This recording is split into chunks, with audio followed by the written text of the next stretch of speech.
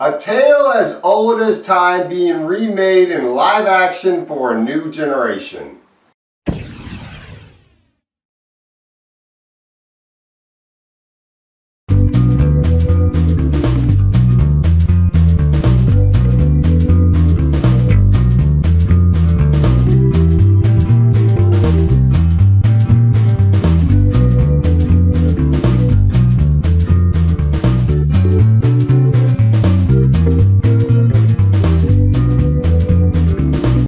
Beauty and the Beast 2017, directed by Bill Condon, starring Emma Watson, Dan Stevens, Luke Evans, Josh Gad, Kevin Kline, and a bunch of other actors I'll get to later on in the review.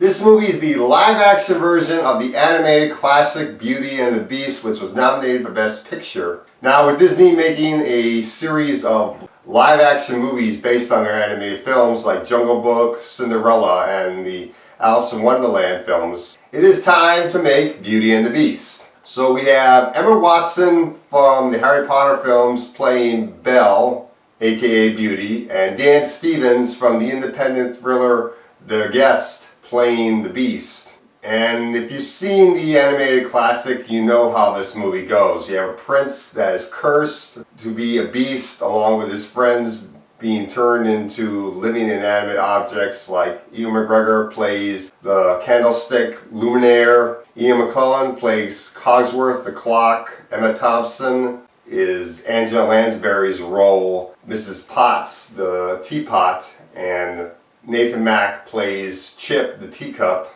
And with our leading lady, Belle, being played by Emma Watson, she is very book smart, living in France, and her father, played by Kevin Kline, goes off to get her a rose. He ends up as the Beast's prisoner at his castle.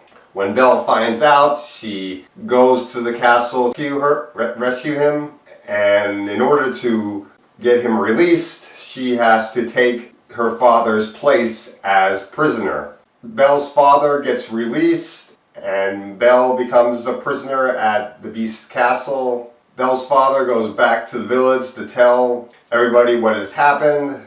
While at the castle, Belle and the Beast begin to fall in love, and we learn about the curse, and Belle meets all of the Beast's friends, Luminaire, Cogsworth, Mrs. Potts, and that's pretty much the movie, along with Luke Evans as Gaston and Josh Gad as LeFou. Now, I did want to see this movie because I really did like the cast, and I have liked a couple of the Disney live-action movies that have been based on the animated films that we've gotten lately. I did like Jungle Book and Pete's Dragon, so I was hoping I was going to like this movie, and it is a pretty good film. Emma Watson, I think, is very good as Belle. She does a pretty good job with what she's given. I think she has a very good singing voice. Then you have Dan Stevens as the Beast.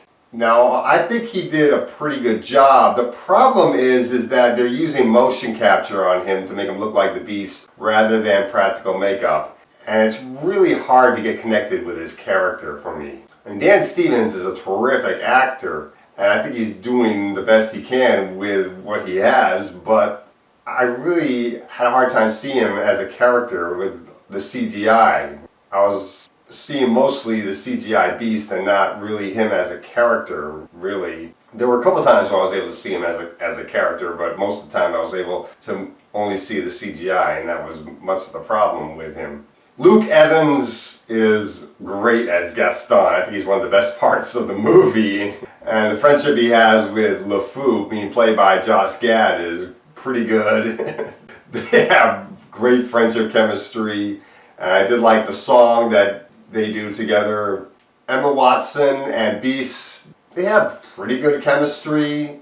And I did like how they got all the scenes from the animated film right, and some of the new stuff that they added about Belle and about the Beast was done pretty good as well. We learned a little bit about Belle's past, and we learned a little bit about the Beast and why he is the way he is. I thought all that was great.